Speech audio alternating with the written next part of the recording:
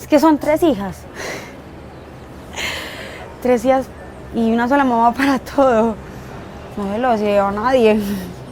Sí, es durísimo. No, en serio.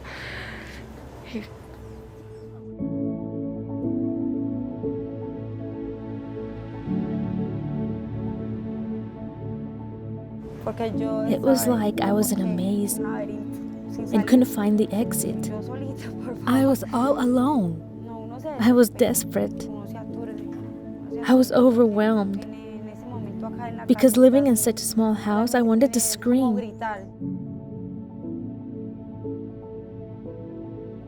I didn't have a job, I just stayed at home. I didn't feel I had support. I felt I was worthless in that situation. When I would visit my husband, I would tell him how I was feeling, and that I didn't have the strength to face everything in front of me.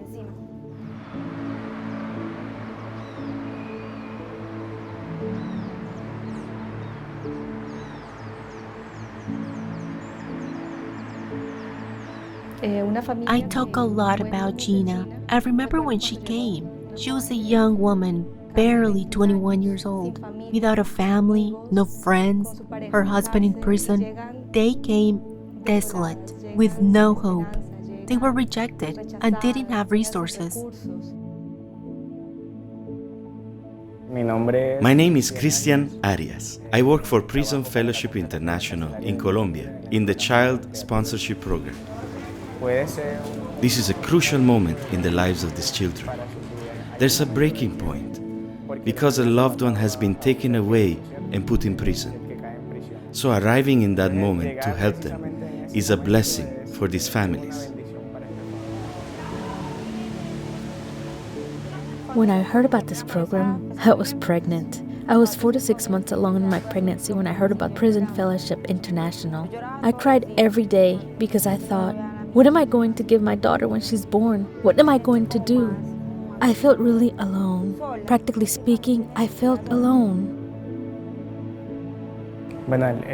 This program for the children of prisoners is an initiative that greatly impacts their lives. Not only because of the services we give to the families, but because we are coming alongside people who are alone right now.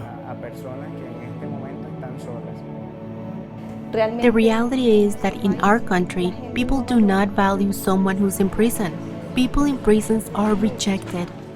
Sadly, and what I've seen over time, in the years prior when this program didn't exist, these children would end up in prison if programs like this one did not exist. That is the reality.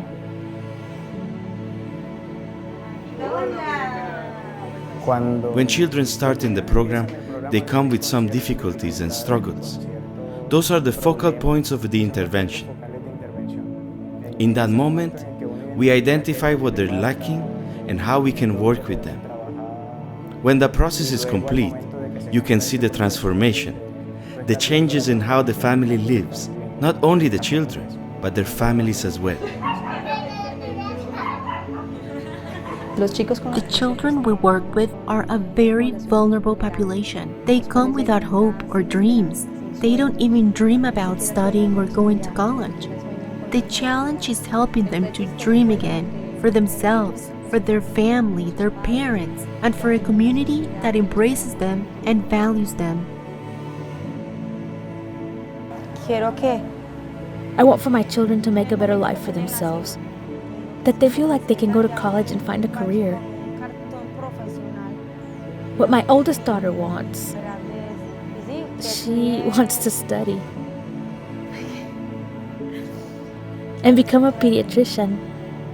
I never told her to say that. She told me about that dream herself.